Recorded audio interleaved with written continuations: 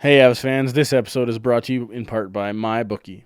Now, I know this is a hockey podcast, but the Super Bowl is in about a week, and if you're like me, you're going to want to get your football gambling fix in before it's too late. Will Mahomes and the Chiefs take home the trophy, or will Jimmy Gorgeous and the 49ers ruin the party? I'm sure you have a feeling in your gut, so why not put some money down and try to make some money off of it? Football not your thing? Well, the NHL is back in full swing, so there's still plenty of places to put your money down right now. MyBookie is already one of the most trusted and reputable sports books in the industry and still has the best payouts and better odds than any other sports book going. If you join now, MyBookie will match your deposit with a 50% bonus all the way up to $1,000. That means an extra $50 of free money if you deposit $100, deposit $200, get an extra $100. You know the deal. Just use the promo code THPN to activate the offer and take advantage of this. You can risk a little or you can risk a lot on as many games as you want. Visit mybookie.ag today. You play, you win, you get paid. Also, don't forget to check out the Hockey Podcast Network's newest affiliate, NHLShop.com. That's right, the official NHL merchandise page. Right now, they're giving 20% off orders over $25 with code NHLICE25. Also, if you use our link that we're going to tweet out after this episode, you can help support us and the other hosts at the Hockey Podcast Network. The Hockey Podcast Network has also joined forces with Puffy Mattresses. They're not just any bed-in-a-bag company. These are America's most comfortable mattress, and right now you can get $300 off a new mattress plus a free king-size pillow. Plus, they offer a 101-night sleep trial, so if you're not satisfied with the mattress, you can return it no problem. Also, if you use our link, just like NHLShop.com, you can help support us and the other hosts at the Hockey Podcast Network. Last but not least today, we have a fantastic deal from Reebok. Reebok is offering an extra 50% off if you use the code GETDOWN, no spaces. This would be a perfect time to get yourself some new workout gear, maybe some UFC fight merch. Whatever you're looking for, this code will save you some money. Also, same as with Puffy and NHL Shop, if you shop through our link, which we will tweet after the episode, you can help support us and the Hockey Podcast Network. Again, thanks for tuning in to our growing network of podcasts, and we hope you enjoy our episode. This is the Hockey Podcast Network, your home for hockey talk on every team in the NHL.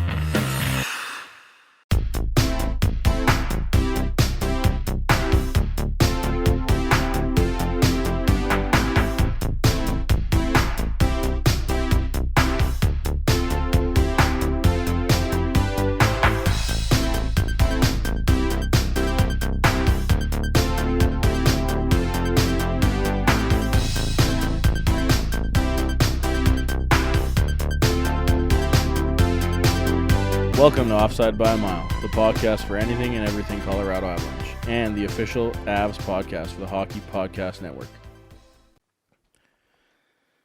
Hey, Avs fans, welcome to another episode of the Offside by a Mile podcast.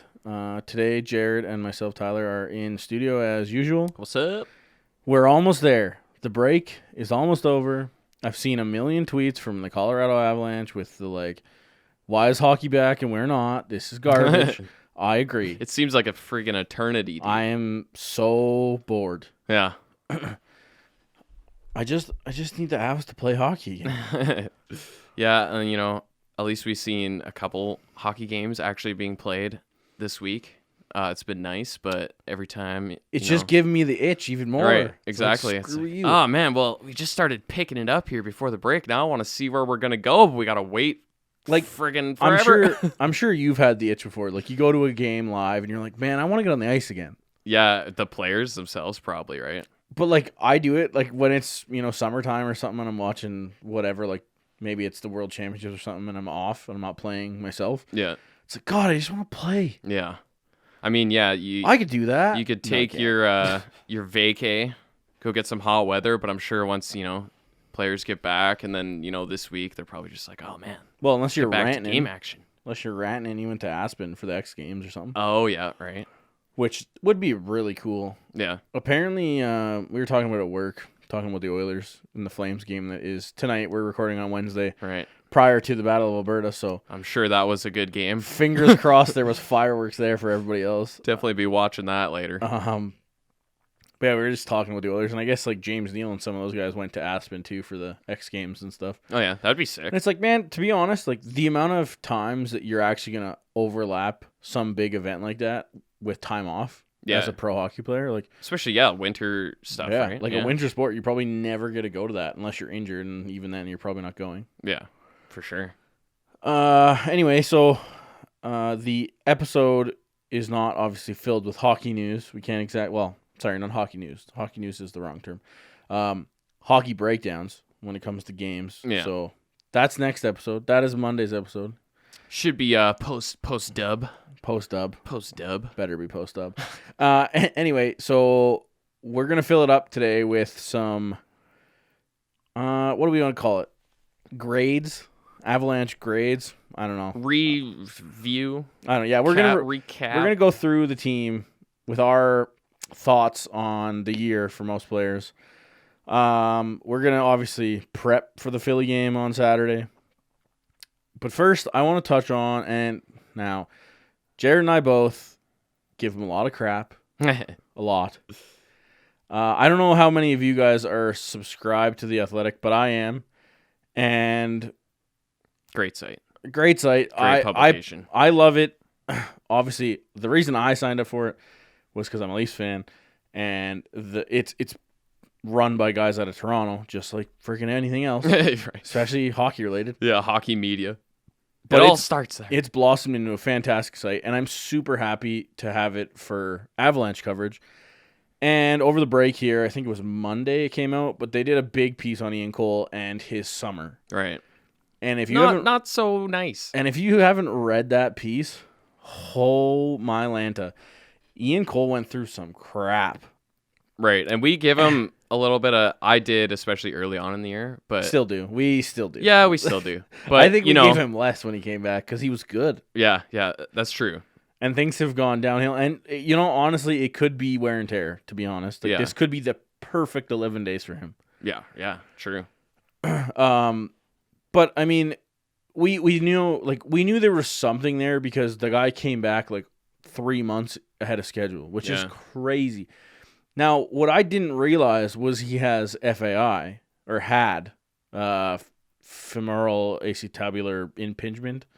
What? Which I have in a way more mild form than he does. Way more. I didn't know that. Yeah, so FAI is a condition in a lot of hockey players.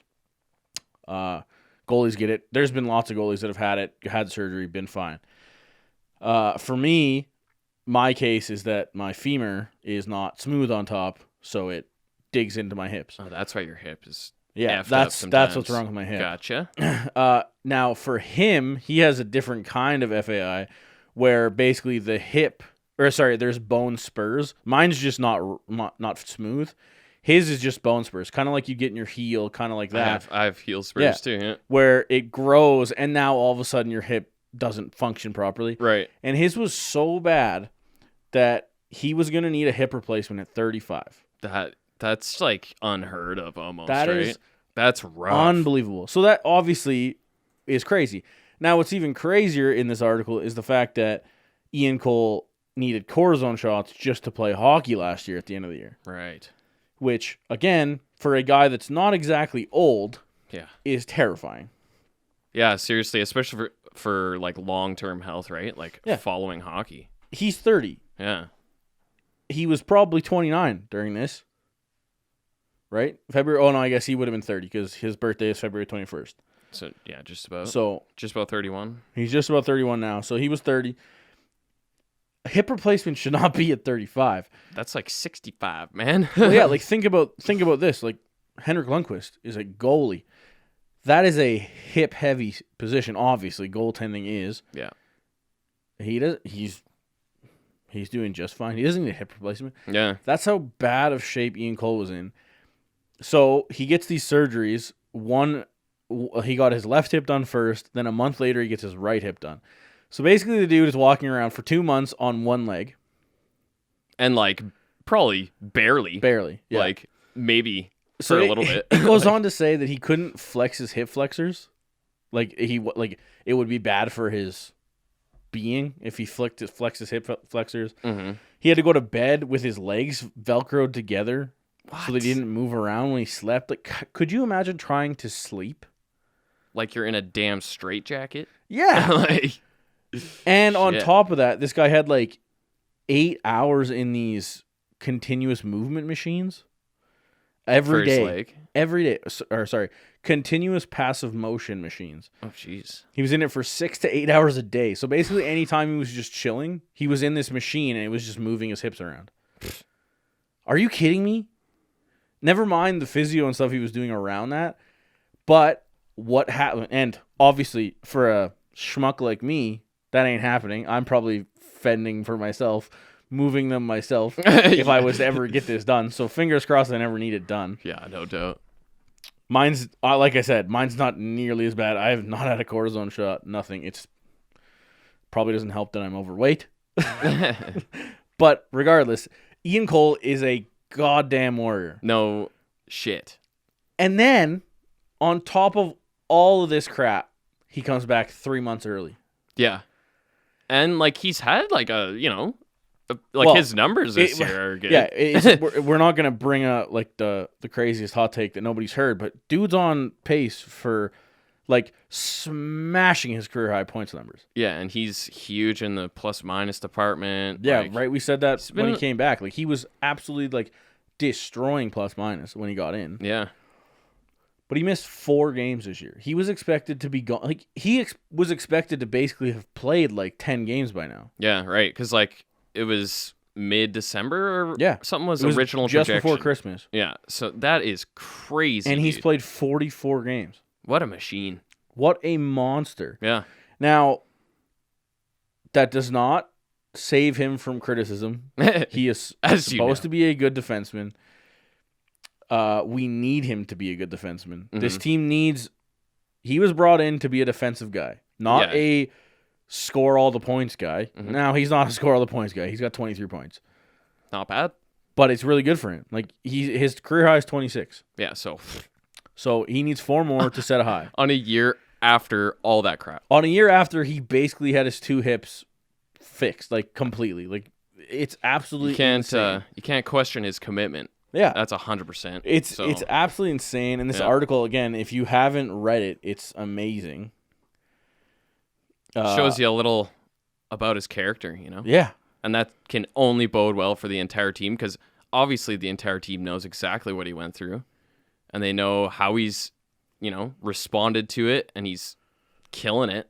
Going to be a career high year for him. This is like huge motivation for probably everybody on this team. So oh yeah, it's huge. I read this article today and it blew my mind at just what he had to do this summer.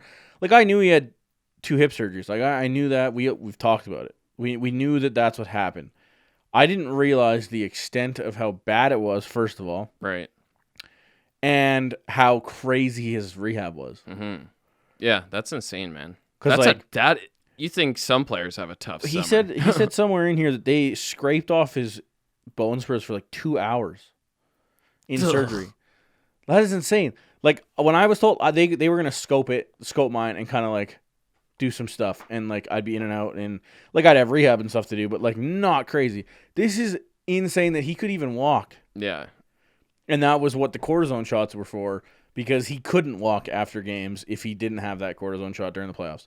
That is insane, nuts. dude. And it says in this article too that not only did they do that, but he shut down Johnny Gaudreau, and the Flames was part of one of the big reasons that it happened. Oh yeah, for sure. Unbelievable perseverance from this guy. Yeah. And to be honest, I don't even think he's in the running for like that award. I don't remember what's called. Oh, the Bill P. the Masterton. The comeback story of the year or whatever. Yeah. That's cool. Right, that like Leonard kind of what it is. Yeah, Leonard won it, yeah. right? And it's just unbelievable. Hey, man. Well, like, I don't even know if I've seen any votes or anything for that. I don't think you really do until the end. You'd think I've heard some names in that. There's probably some other crazy stories and stuff around the league, but obviously that's our guy. If there's ever a guy up for that. If you're nominating somebody, man, it's not even close. Mm-hmm.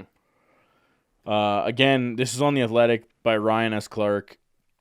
He's the guy that covers the Avs. He does a fantastic job.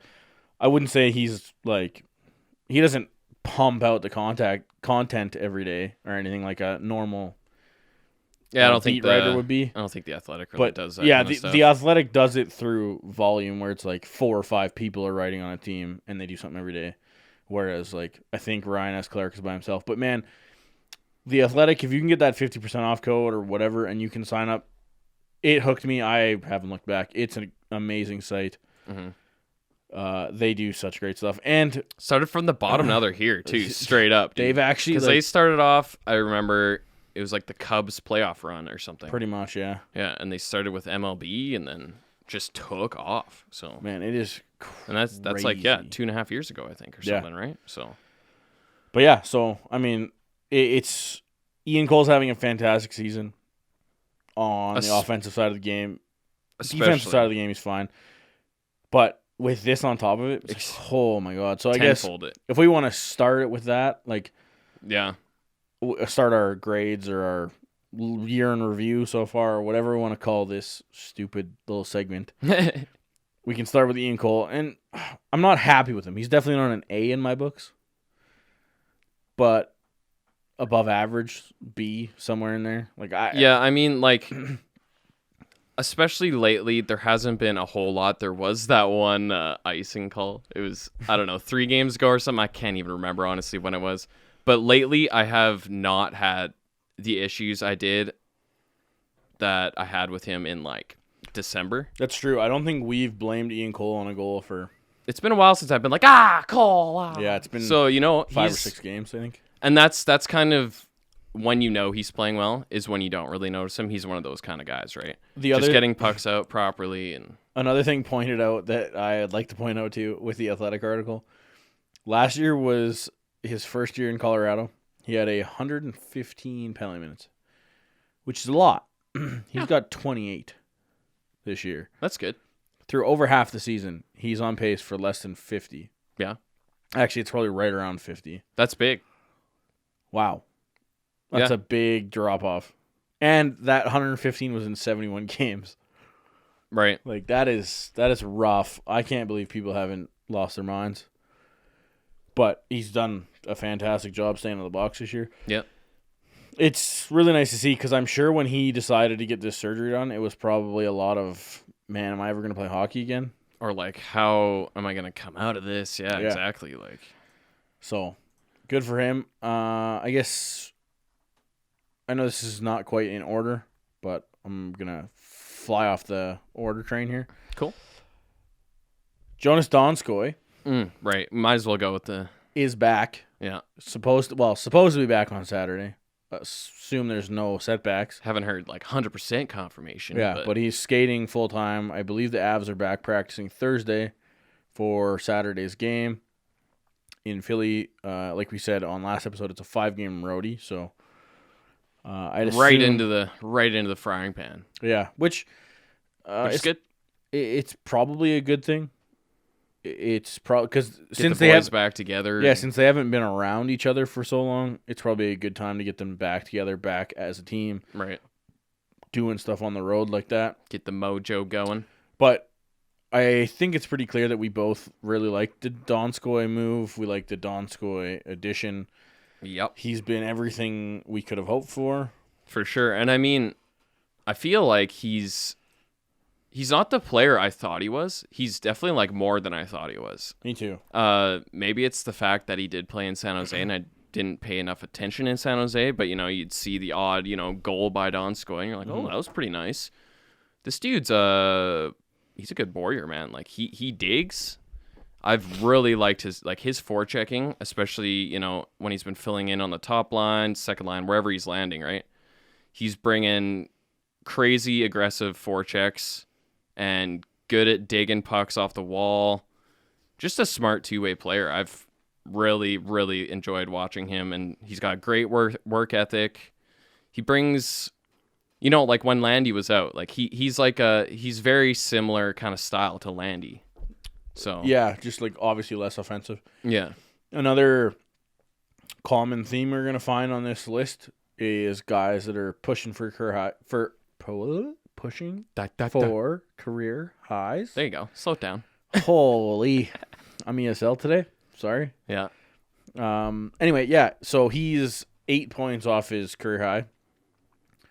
That was an 80-game career high. Will get past. I think he might make it. He's at 29 points. So this is the thing, right? He's not a stud offensively, but that's depth scoring.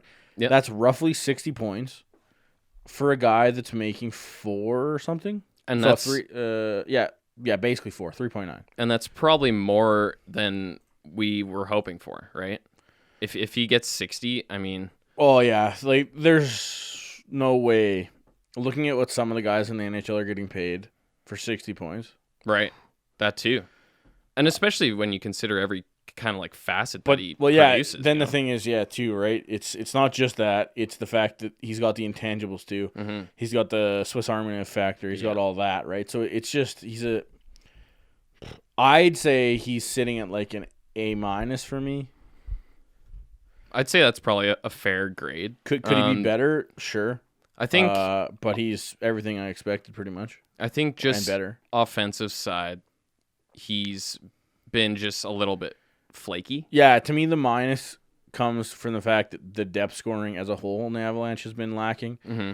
Obviously, Donskoy's missed a few, like a couple. Well, is it 10 days now, or week and a half of games? Probably like 4 or 5 games. Yeah, I think. Well, it was actually, the Rangers game, right? Yeah, I think he's only missed 5 games actually. Yeah. So, but still. Yeah. Yeah. I mean, yeah, he's had a good season, good addition, good job, Sakic. Yeah. As we can go for, I mean, do you want to just go through all these new guys? Because sure. I was just kind of thinking of Burakovsky too. Oh man. Talk about kind of offensive flake. We've talked about Burakovsky a lot lately because he did go through that crazy streak. I think, what was it, 6 games, 8 points? It's not a crazy streak, but that's fantastic. He's just getting going. That is fantastic out of your depth. Fantastic. Out of any depth player. Oh, yeah. That's pretty fantastic out of Nathan McKinnon, except for what he's been doing this year. Yeah, he's on another level. Right? But yeah, I mean, Burakovsky, man, he's so sneaky good. Good puck possession guy. Drives the play. Great shot. One of the best shots on the team. Probably second best, I'd say, behind McKinnon. Rantanen's right up there too, obviously. But this guy's got a snipe. Yeah. Fuck. I don't even know. I don't know where I'd rank him. I think I put him 3 just because I know what Rantanen has. Right. I kind of. Yeah. So I don't think you're wrong because we haven't seen it out of Rantanen this year. Yeah, that's true. Rantanen's going to be one of my worst rated players. I'll tell you this right now. I think that's kind of fair. But Burakovsky, man, A-. I don't know, A or A-. It's right in there. I mean, I feel like I'm happier with Burakovsky's performance over Donskoy because of the fact that Burakovsky's making less money. If you put it to salary, yeah, right, in relation to salary. It sucks. And it's not fair. It's not fair to a lot of players, especially a guy like Burakovsky. But it sucks for these guys. I heard it said somewhere, I can't remember. But the salary cap has done 2 things. It's made hockey way more competitive, and it's awesome. Yeah. There's nothing better than what the NHL has been parity-wise. But the problem with that is now everybody has a value attached to them. Yeah. If I didn't know anybody's salary, I would be absolutely stoked by Mikko Rantanen's play. I'd be absolutely stoked by Nathan McKinnon's play. Pretty much all the way down the list. But then you start attaching numbers and you're like, man, yeah, we pay you to do that. Yeah. Obviously, we know Nathan McKinnon is such a crazy number. It absolutely blows it out of the water. Mm-hmm. But then you look at Mikko Rantanen and you're like, yeah, dude, you make 9.25. Let's go. Yeah. That's fair. Right? And I think... And it sucks because guys that are in that, I don't know, Landeskog range, maybe even the normal guys around the McKinnon range that are $6 million and they're putting up 60 points instead. That 60 points with $6 million behind it is a lot different than 60 points from Donskoy at 3.9. Or 60 points from a car. That too, right? So it's that stuff. It's some guys it really hurts. Yeah. The Avs don't have too many of those. Yeah. Right now. For sure. They probably will. eventually. Maybe. I mean, like Eric most Johnson, teams do. Eric Johnson might end up being like that, Yeah, that's right? Yeah. You never know. That's still 3 long years after this. Yeah. Not saying he's old, but you never know. Some guys just fall off a cliff. Yeah. But it's just one of those things, right? You don't watch the game just watching the player anymore. I find I always watch him with that's why we have you and we have you at that money. It gets brought up almost every single time in correlation to talking about a player, right? Like it's like anytime you see it on any kind of panel, it's like, oh, blah blah blah. Oh, he's making this much. He's got this many points. Like they always start with that, right? Yeah, it's a struggle, right? So it's just. But that being said, like I absolutely love what Burakovsky's brought to this team. I mean, he's an A for sure. He's like the stud depth scorer, right? He's like that second wave top notch, you know. Yeah, where Donsoy is kind of there to facilitate more. Like he's there, but like he's not Milan Lucic where the offense goes to die. But Andrei Burakovsky is where the offense goes to finish. Yeah. And like when he finishes, you're like, oh my God. And boy, yeah, he's got some finish, dude. He's one of the best finishers on this team when he wants to be. When he's feeling it. Next new guy, Nas. Yeah, Nas has been good. I mean, he's been slow lately. He's another one who's struggled a bit with his offense, but then he has games where he's all over the front of the net, right? The one thing I have to ask about Nazem Kadri especially, has he bothered you? Like, have you looked at him and been like, he quit, or what the hell is he doing on that play, or stuff like that? No, I don't think so. No more than anybody else. I never question his effort. No. That's for sure. I never watch. I don't think I've watched a game this year and been like, wow, Kadri could have played a lot better. It's more like, maybe he could have finished that or something. Maybe he doesn't miss that open net. Yeah. Idiot. He's hit a few posts this year too, right? So is everybody on But this right team. on the defensive side of the puck, he's been exactly what we've needed. And man, is he a magician on the face-off. I'd say it's two things. He's been exactly what the Avs needed, and he's been exactly what was advertised. Yeah. This is exactly the player the Avs traded for. And it wasn't like the Leafs traded a guy that was bad, like that was slumping.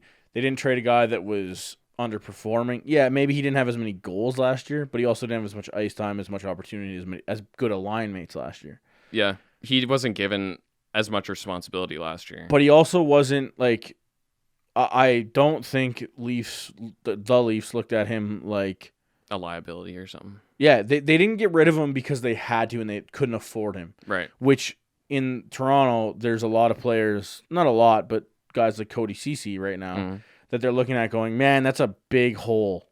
$5 million and could have been spent elsewhere. Right. Nazem Kadri was never that guy. 30 goals for $4.5 million is an outrageous value. Yeah. Because that's probably where he's going to end up. Yep. He's on pace for that if he plays 82, which he's not going to play 82. Not quite. So he's probably going to end up 28, 29, 30, but that's unreal value. Yeah. I give him an A- purely because of the fact that the finish has not been there. He should be over 20 goals by now. Just because of the chances he had. Like that's true. It's true. Like 17 goals at this point in the year for Nazem Kadri. Fantastic. Yep. I would have took that at the start of the year. He would have took that at the start of the year. Yeah. But watching the chances that have happened, you're just like, man. Could have 4 or 5 more, right? Yeah. 100%. It's a struggle, right? But yeah, I mean, you summed it up pretty well there. That's exactly how he was advertised, and he's been exactly, who he is, you know? And he's bringing probably a lot of leadership into this locker room, and he's like a changed man too, you know? I used to not like Kadri at all. A lot of people didn't. At all. Like, I used to hate this guy. But that goes for a lot of NHL players. I didn't like Ovechkin at the start either. I freaking love him now. I didn't like Ovechkin until he won the cup, I think. Yeah, so even more recent than me. But, like, Kadri, like, he's changed a lot when it comes to his demeanor, I guess, and just the way that he carries himself. He's just such a professional now, I find. Minus, you know, the playoff shite Red that mist. happened. But we'll see, you know.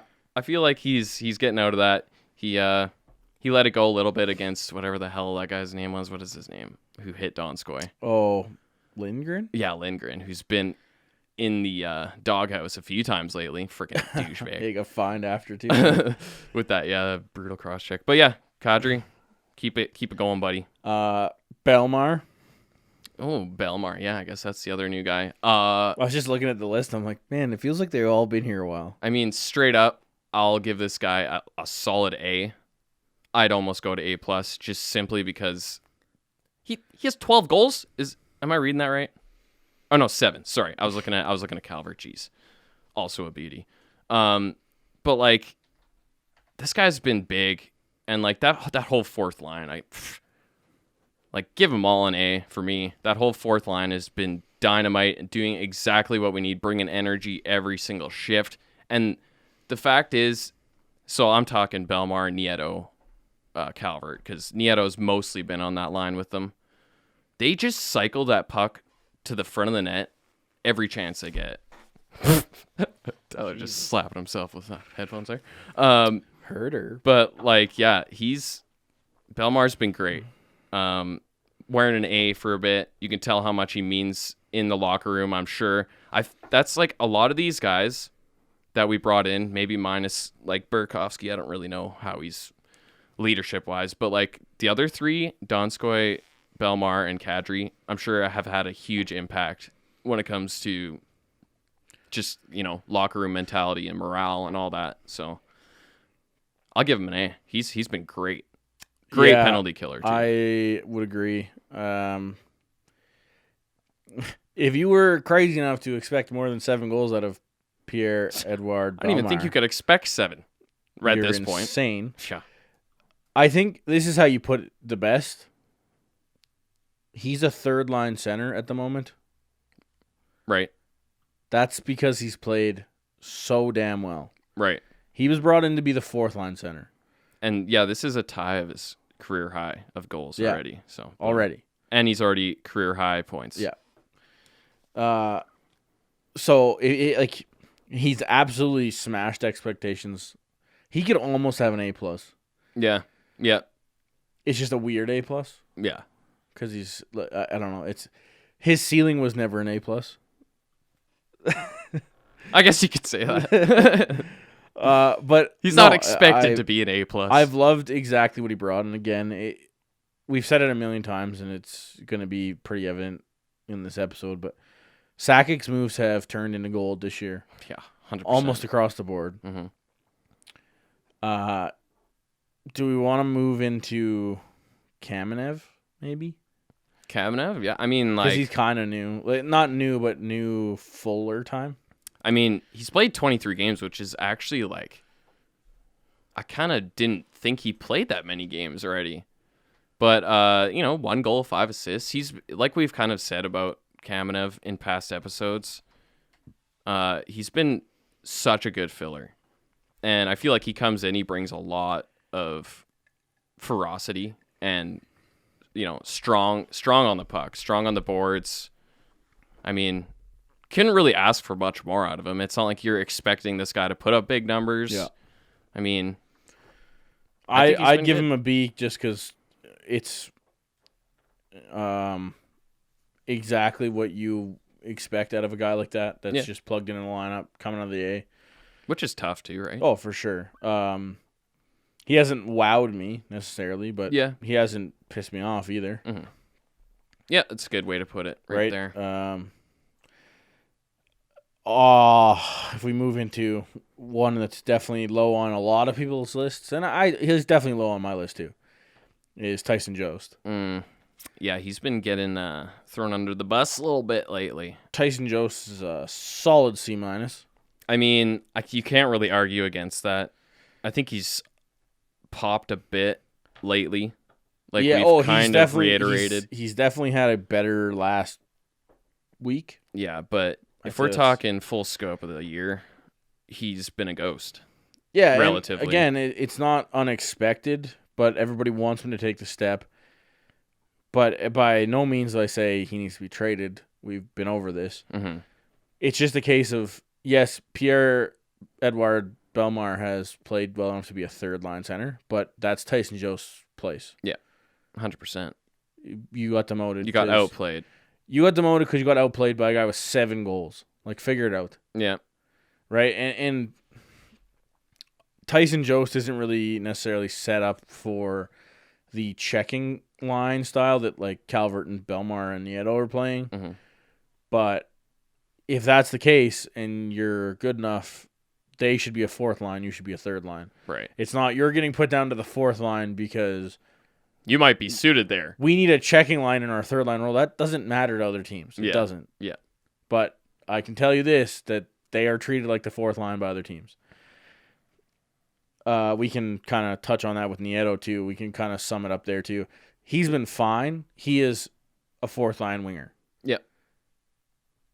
He is supposed to be, and he is fantastic, like you said, with Calvert and Belmar. But Calvert and Belmar have played so well and played up that they've left Nieto behind to sit with Tyson Jost and Kamenev, and whoever ends up flying in that fourth line. Who even knows? Kamenev spot, we might see a mirage or a bunch of different. Well, looks. Kamenev will be out when Donskoy is in, right? So, that'll push Calvert down probably. Actually, might push Nichushkin down. We'll see. Right, because we've seen him take stints on the fourth line as well. Which, again, Nieto, I don't know, B- maybe. Nichushkin, though, for me, has to be at least a B+. Oh yeah, I would even give him an A-, just simply because he's way outperforming any kind of expectations we had. Honestly, he's like almost living up to his potential now. Yeah. He's really taken steps this year. I'd say his potential should be higher. Like, it definitely was when he got drafted. That's why he got drafted where he got drafted. But for a guy that's been out of the NHL for a bit, and had a awful year last year and went 92 games without a goal. And now he's got 8. I don't know. He hasn't been scoring as much as he did after he got off. Yeah, after he got that monkey out of there. But damn, dude, I just love. He's so explosive. His career high is 14. You think he gets? I think I've asked this question. You think he gets there? Right? Yeah. I hope so too for him. Like you said, he loves to score goals. Right. Like, I just love watching him score because he's one of those players like McKinnon who loves to shoot the puck, loves to score, but isn't scared to go there. Yeah. Isn't scared to go there. That's for sure. How many goals has he scored this year where he's been crease, making a deke around a goalie, flying through, his right? hands in tight are absolutely insane. Which is insane because I didn't even know that. I didn't know that he had the skill he does. Especially, when you think about 92 games without a goal, you don't think skill. Yeah. No, so, yeah, he's been amazing to watch and just one of the most fun guys to watch on this team lately. Matt Calvert, what a beauty, dude! What a friggin' beauty! No question. So, it could 95% on your report card, sir, at least. Like, I don't even know what more you can ask for out of Calvert. Yeah, I'm saving the A+ for one guy in particular, 2 guys in particular. Fair enough. Yeah, let's give him an A. It's hard to put too many guys in that class, right, in my opinion. Yeah. Or else he would be there. He could be the third because he's been a stud. Man, fighting guys, nice tips in front. Like, what is there not to like? Yeah. And then if you look at his compadre on the other side of the wing here in JT Compher, aside from being maybe a little less gritty, almost the same guy. Yeah. And he had a struggle period as well. That December depth scoring slump. Yeah, everybody joined him. Like, I can't remember how many games he went without a goal, but it was a hefty chunk. I mean, I give him like a C+, just because I know he can do more. Yeah, but even then, I feel like we're asking too much out of some of these guys. That's true. Maybe JT Compher's career high is 32 points. I mean, yeah. So his career high is going to get smashed if he stays on this pace. That's very true, actually. Right. So it's almost have to eat my words. I feel like we're almost spoiled, but I feel the same way. I feel like he could do better. I feel like he has more to give, right? This is the problem, and I think this is the problem with the NHL being the way it is right now, is scoring is down, quote unquote, with the fact that, like, I'm not saying as a whole. I'm saying, like, as a whole, obviously we know that scoring's up in the NHL this year. But when you look at, like, what guys get paid versus how much they score points-wise, it's down. Like, you get paid a lot of money for, like, 60 points. Right. Okay, where you didn't used to, right? Like, think back to 40 goal scorers 10 years ago. They didn't make $10 million. Now they do. Right. Right? So, you know what I mean? So, it's just, like, it feels like some of these guys... And it's also another one of these things, too, right? Like, 40 points, that's scoring 1 point every other game. Yeah. That feels slow when you have a guy in your team like Nathan McKinnon, who's on pace for 4,500 goals this year. Almost doubling your second point score. Right? It's crazy, man. It is crazy. So it's just like you get this weird pace in your brain, especially when you watch every game. But the fact that he's got 23 points in 46 games, that's a point every 2 games. It's nothing to snuff at, you know? Right? That's 41 points he's on pace for, which is crushing his career high. Yeah, like you say, yeah. Exactly. So it's like, I mean, it's not really fair for us to expect more than 40 points out of this guy. Especially, like, expect it. It's like, man, that'd be nice. Yeah. When you look at it at the end of the year or beginning of the year, you're like, man, it'd be really nice if he had 40 points. Yeah. But now you're like, but I mean, you could have had, like, 5 or 6 more right now. Probably. If you got some finish or you got lucky or didn't run into a hot goal like Ben Bishop or whatever, right? Right. It's really hard to hate on too many guys. And I mean... I don't hate on JT Compher's defensive game much either. Yeah, no. That's something that I definitely don't, I won't slight on him because he has been, like, he's a responsible guy in his own end. And he's a good back checker, you know. You never really question his effort too much. No. You know, talking about other players' efforts, like, you don't really question Compher's effort too much. Maybe his hands get a little, gripping the stick a little too tight there for a bit, but he also has had some really good games lately. So, man, yeah, like you say, he's going to but he's going to beat his scoring record probably. So, I mean, keep at her, man. And I guess he's mostly been playing third line this year. Pretty much. So, for a third liner, if you pop above 40 points, I mean, that's what you're asked to do. So, yeah. That's probably more than right. Yeah. So, yeah. So, we've saved the best for last. And by the best, I mean the most criticism. Nathan McKinnon, we're going to start with because it's not criticism. Yeah. A+, obviously. Like it's garbage. Like absolute garbage. Insinuating earlier. What can you say? We know we love the guy. Like, he's absolutely a beast. Unreal. He was at the All-Star game for a reason. Yeah. Now, his line mates are a different story. Now, my captain, Gabriel Landeskog. Now, you get a half pass in my book because your injury was shitty. Mm-hmm. We can say the same about Mikko Rantanen's injury was shitty. But all injuries are shitty. Especially theirs. Yeah. Like lower lower body leg stuff, like it sucks. Yeah. And this break is perfect for them. Mm-hmm. I mean, coming out of this break, I'm definitely expecting more out of both of them. They have to be so much better. This perfection line has to be the perfection line, not the McKinnon line. Yeah, it hasn't been perfect, that's for sure. It's been the McKinnon line all year. Yeah, yep. It has not been the perfection line. I don't know if, aside from the first, 10 games of the year when we were like, holy shit, Moose didn't even need a training camp. Right. This line has been Nathan McKinnon and Nathan McKinnon only. Right. Aside from those first, 8 or 9 games. It's been McKinnon and Cale Makar. Yeah. Seriously. He's just like, I'll fly up the wing, screw you guys. Burakovsky when he's been, filling in, or Donskoy when he's been filling in, right? They both played well with him. It hasn't really been the other 2 guys that have been, really driving play with Nate. Yeah. And it's disappointing. It is. Landeskog I'd probably give a B-. But Rantanen I give, a C. Maybe a C-. I mean, yeah, Rantanen's, he's been a little disappointing, and it's a lot of areas in the game.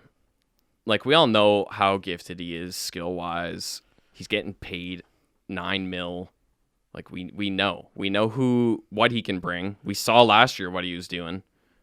On the other half of the ice, though, he has had some major blunders in his own end, and just lack of coverage, lack of effort, lack of caring. Yeah, right. Like, and that's a lot of this, right? Like when it comes to professional hockey players, right? Like especially guys that have deals, which obviously Rantanen does. That's a very long deal. Yeah. He doesn't have to perform.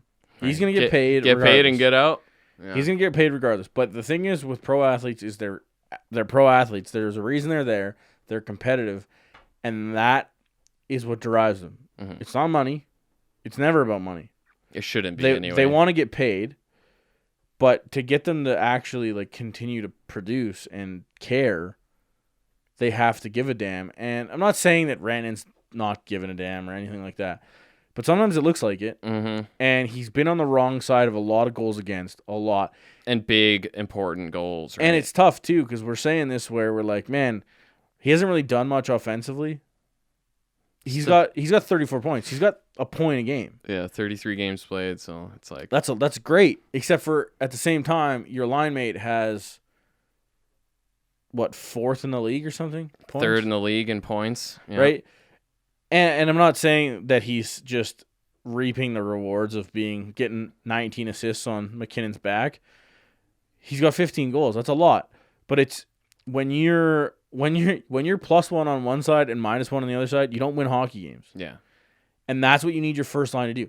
We're not looking for them to be as defensively sound as like maybe the Marchand, Pastrnak, Bergeron line. Yeah. They don't have Bergeron on this line. Mm-hmm. Bergeron is unbelievable defensively. Marchand is pretty good defensively too. Yeah. But we do need you to be positive on most nights, 5-on-5 especially. And a lot of nights they aren't. And especially with how many goals that line can produce positively. Right? It's like, yeah, for sure. So it's disappointing. Mm-hmm. Landeskog, Landeskog, he's been what I've kind of expected. Yeah. I mean, both of them have missed, Absolutely. 16 games both of them missed. Yeah. And I mean, right, like our grades could drastically change, going into this kind of proverbial second half. Yeah. The final stretch. And I feel like we will. We are going to see a better Landeskog. I'm not even going to say we might. We will. And we'll see a better Rantanen. Because simply they have to be better, and they know that. Okay, and they are better. And exactly, they are better than they've shown. I don't think it's unreal or un is not the right word. Impossible to think that Rantanen could end the year with 82 points. Right. He could go absolutely nuts in the next 30 games. Well, especially when you got guys like McKinnon and Makar that can set you up, right? Right. So it's got to happen soon. There's a star on his report card, and it's just like, need more effort. Get your parents to sign this, Mikko. Yeah. Quickly through the defenseman, Ryan Graves, beauty. I mean, overall, I will say before we get into like the D, these defense have been pretty good. We said this on Monday's episode. How do you improve on this defense without spending a ton? With looking at the market especially, right? Yeah. There's nothing you can really do that won't affect negatively, especially in the future, maybe even mojo in the room, whatever. These guys, when all these 6 guys are healthy, it's pretty good. It's pretty good. I'm gonna run through my defensive pairing or my defensive rankings quick. Just cause I can, and it's pretty easy. This is how I feel about the whole decor. Ryan Graves, solid. I'd say A-. Pushing A, yeah. Cale Makar, obviously A+. He's insane. She's been ridiculous. Samuel Girard, A-. Eric Johnson, B-. Ian Cole, C+. Zadorov, C+. Yeah, I'd say that's You know how you improve on that 6-man decor? Those 3 guys need to be better. They are better. Mm-hmm. Ian Cole should be your 6D, but he should be your shutdown 3rd pairing guy. Yeah. Eric Johnson should be your shutdown guy on the 1st pairing. Yeah. And Nikita Zadorov should be your shutdown guy on the 2nd pairing. If Basically. those guys are the shutdown guys on those pairings, This D core is unbelievable. Because, yeah, you put that well because the other three, Graves, Girard, Makar, those are the offensive drivers, right? Those are that fourth man up that is so important in this NHL. That is just creating so much more offense. And you know what? I will say that Graves has been pretty good defensively too. I agree. I'm not saying that. Yeah, I'm not saying these guys haven't been that great defensively. I've been really impressed with Cale Makar's D. I've been really impressed with Ryan Graves' D. Girard's been fine. Girard had some time where he was. Eric Johnson's getting paid to be your first line or your first pairing shutdown guy. Yeah. Be it. Yeah. Zadorov sometimes has been your first pairing shutdown guy. Mm-hmm. You could be that too. Yeah. But at friggin' worst, be your second pairing shutdown guy. And then Ian Cole has been fine as the third pairing guy. He is supposed to be, and maybe his grade isn't fair, but I say, like, as a whole, I haven't been entirely thrilled by his defensive play. Yeah. Especially when we saw what he could do at the end of last year. Mm-hmm. Right? So I think that that's where the improvement lies. It's not going out and trading Connor Timmins for someone. Yeah. Yeah, please That's don't. insane. Why would you do that? You have the pieces right here. And this is not blowing smoke up your ass as a fan. This is what they have. The pieces are perfect. Well, and if you consider like any kind of thought or, you know, anything that you would trade Bowen, Byram, or Timmins, you're crazy because especially if that's for a D-man, if you're thinking that's some kind of deal you're doing, these guys are going to be the guys. Give it 2 years, maybe 3 years. Yeah. Then you're going to have Makar, Graves, Girard, Bowen, Byram. Maybe we try and, probably Eric Johnson. Maybe Graves or Girard's not here. Yeah, right? But they fetched you something else. Yeah, and then you got these other two that are looking like they're going to be studs as well. So, I mean, it's in a good situation. You can't say that our D is in a bad situation because there's stuff in the pipeline, and what we got right now is definitely not even close to the bottom half. Even. Man, I bet you 16. So I'm set 16 playoff teams. I bet you 12. At least 12 have worse D problems than the Avs do. That's probably not wrong. That's probably not even look at the Central, right? That's probably not even close. It might be like 14. I mean, yeah. There might be one team that has better, like, on paper, better defense. And I know we've given the Avs shit for defense. Mm-hmm. And you've heard it. If you follow Twitter, you've seen all the charts and stuff that say the Avs are a good defensive team. I don't buy it. It's garbage. Yeah, advanced statistic. I don't know. Ian Cole apparently is a high-quality defenseman. Right. Jonas Donskoy is an offensive-only player. Right. On that same chart. So, no thanks. I disagree. But hard disagree. Right. So it's just like it's a team defense problem. It's not the 6 guys playing D. It's a lot of the problem is that first line and the structure. Yeah. And yeah, kind of like earlier in the year, I was talking a lot about our breakout, and that kind of seeped back in a little bit. But that was one thing too, right? It was first line too. Just leaving too early, leaving cheating. your D-men out to dry, and then it's like, oh, well, turnover, 3-on-2, 2-on-1, whatever. Wait. If I have to pass it through 2 guys, it's probably not going to work. That's not a good pass? Weird. That's not a good place to stand? So finally, the 2 tenders, last man in line. Frankie, he's about as close as Calvert to an A+. Yep.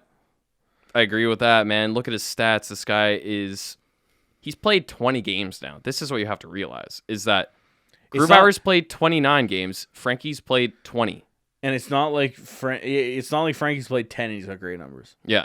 He's played 20. This is at 20 now. Now we actually have to look at this and be like, okay. Wow. We got a decent little, oh my gosh, what am I looking for? I saw a thing. Sample. I saw a thing saying that, maybe the Avs aren't going to sign Frankie because he might be able to ask for a big pay raise. Maybe they'll trade for Georgiev at the deadline. Are you high? Yeah, let's not. Oh my God, that'd be insanity. Yeah, that'd be odd, man. Phil, on the other hand, I put him in a B. He's exactly as I expected him to be. And Right. I mean, yeah, I think that's fair because he's had a couple bad games. I will say that. He's had a couple fantastic games. But exactly. He's also had a lot of good games. And yeah, what more can you really expect? I didn't expect him to be an absolute stud. I did not expect him to be Carey Price. Yeah. If you expected him to steal you games, you're insane. And that's exactly what this team is not about. No, it's not. It's not about goaltenders stealing games. It's about offense stealing games. Not really stealing, too. Right? Yeah, yeah. It's just kind of it's offense taking it. Yeah. So yeah, like I mean, again, it's a team that's second in the Central. We should be pretty happy. I think our grades reflect that. Mm-hmm.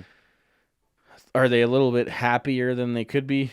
Probably. We're probably a little bit. We're in a good mood because we just haven't. There's been no hockey to bitch about. Well, and it's a 3-game winning streak, and that's what happens. Right.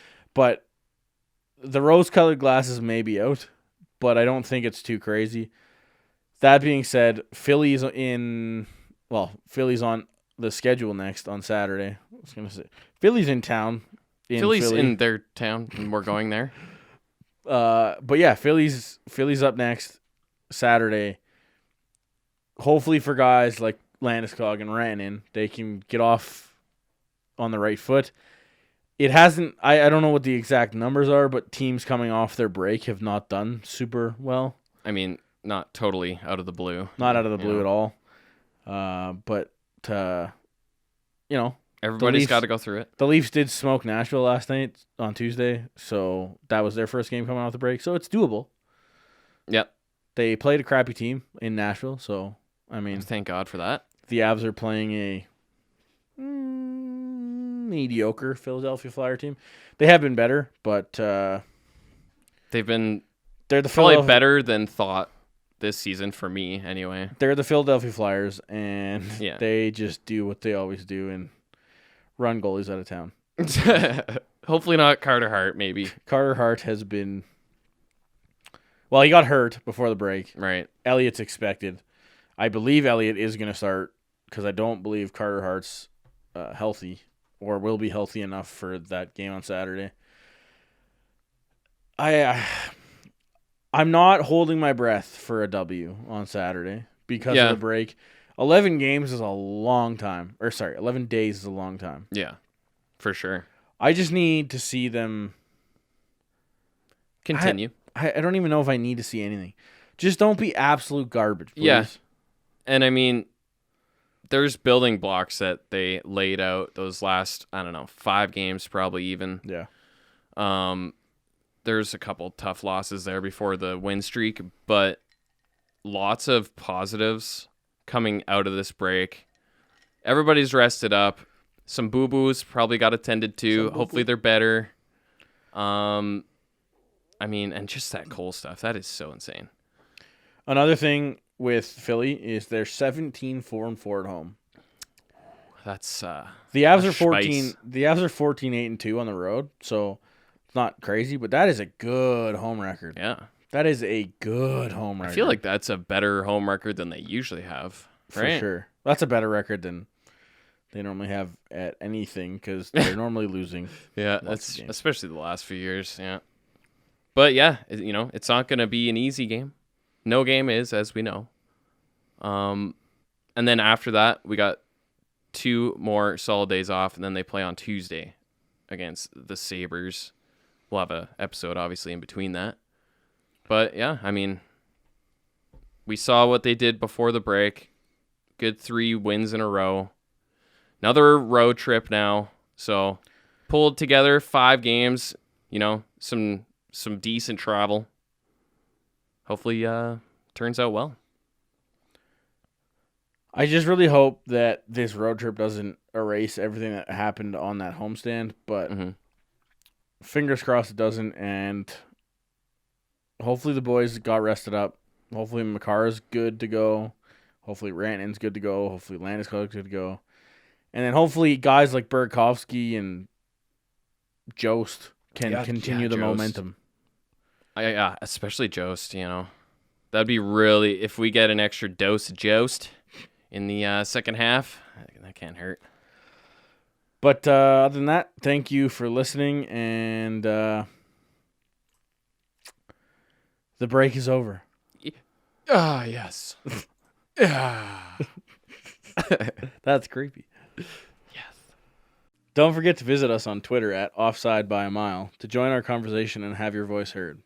Also, check out the rest of the Hockey Podcast Network on Twitter at HockeyPodNet and thehockeypodcastnetwork.com.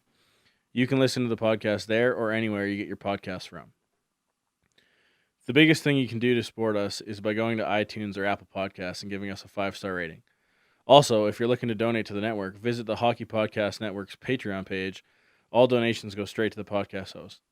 Thanks, and see you next episode. You're listening to the Hockey Podcast Network on Twitter at HockeyPodNet. New episodes every Monday and Thursday. Download at thehockeypodcastnetwork.com or wherever you get your podcasts from.